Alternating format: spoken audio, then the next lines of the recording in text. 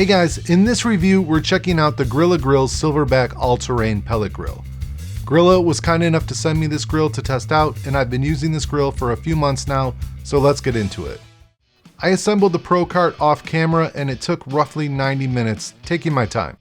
The instructions were easy to follow and I was surprised by the quality of the parts.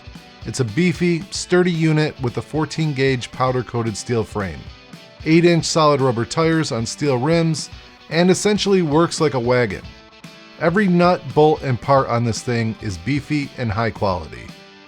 Assembly of the grill itself was simple, basically just bolt the handle to the stainless steel lid and install the chimney.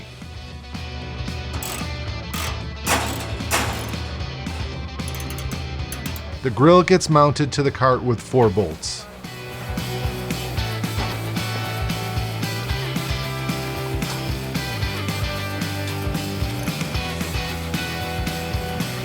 The all-terrain cart is perfect for the backyard barbecuer and perfect for my situation where I may want to move it around my yard depending on the season and cook in different areas.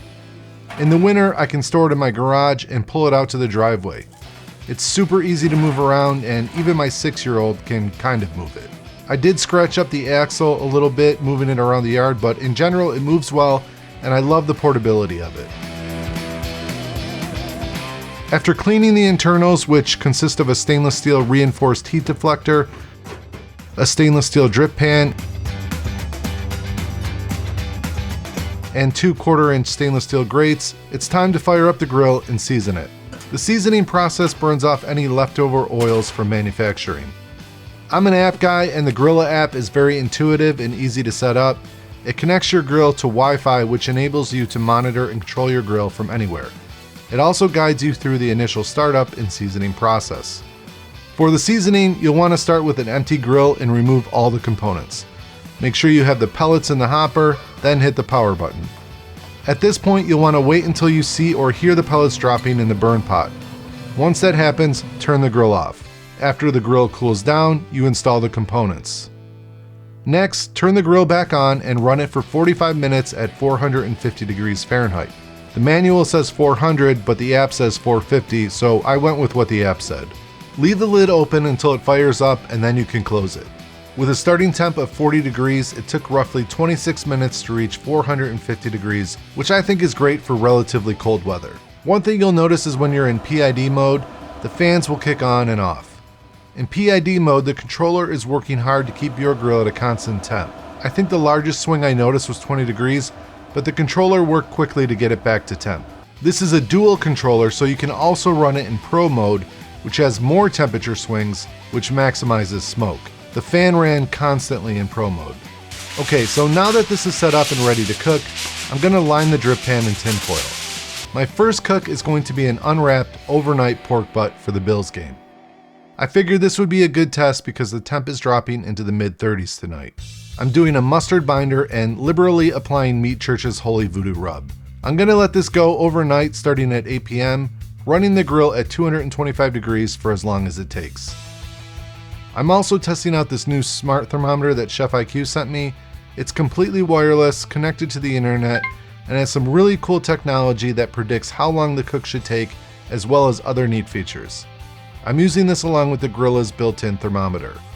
One thing I noticed as the cook went along was there was about a 10 to 11 degree difference between the 2 thermometers. The Grilla thermometer was temping hotter than the Chef IQ thermometer.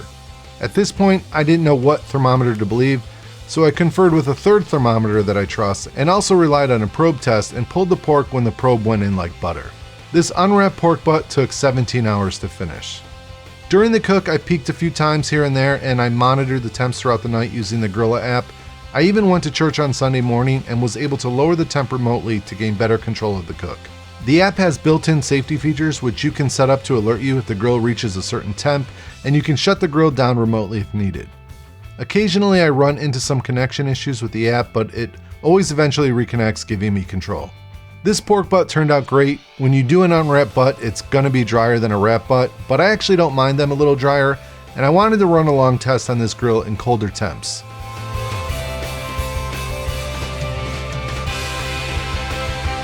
This was the pellet usage after 12 hours, so you can see that the grill will run for a while, giving you plenty of time to reload if you need. Also keep in mind the temps were in the mid-30s the whole night, so it's obviously going to use more pellets in those cold temps. Alright, so if you've watched any of my videos, you know I make a lot of pizza, and I definitely want to try a barbecue pizza on this grill. I'm using Stubb's Sweet Heat barbecue sauce as my base and some homemade dough. I laid down a generous amount of the pulled pork I just made and topped it with mozzarella and red onion. I set the grill to its max setting of 500 degrees, and you can see it's burning up all the fat from the pork that dripped onto the drip pan. I definitely should have replaced the foil first. The pizza was excellent, one of the crispiest I've made and by far the best grill pizza I've ever made. I think the smoke from the burning fat affected the bottom of the crust, but overall this pizza was excellent.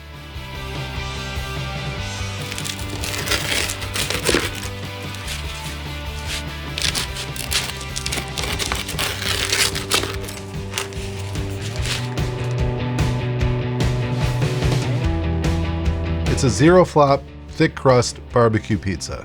So the next day I wanted to address the thermometer issue and figure out which one is not working, so I put both of them in boiling water. At my elevation, the boiling point of water is closer to 211 degrees Fahrenheit, and the Chef IQ thermometer read perfectly. On the other hand, the Grilla thermometer was temping the boiling water at 217 degrees Fahrenheit, a full 6 degrees hotter than it should be. What's great was I was able to adjust the Grilla thermometer and calibrate it, so to speak, to work correctly. I selected a -3% offset, which now reads the boiling water at the correct temperature. Perfect. Some other nice features of the grill is the pellet dump in case you want to switch out pellets, and this grease trap bucket that fits a standard can.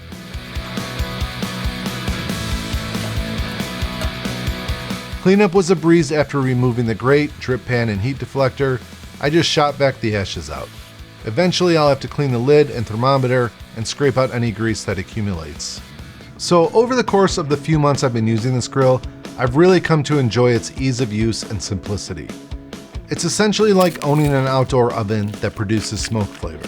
I've done multiple rounds of chicken thighs, chicken wings, I did some additional turkey breasts for Thanksgiving, smoked pork loins, more pulled pork, and a double smoked glazed ham for New Year's.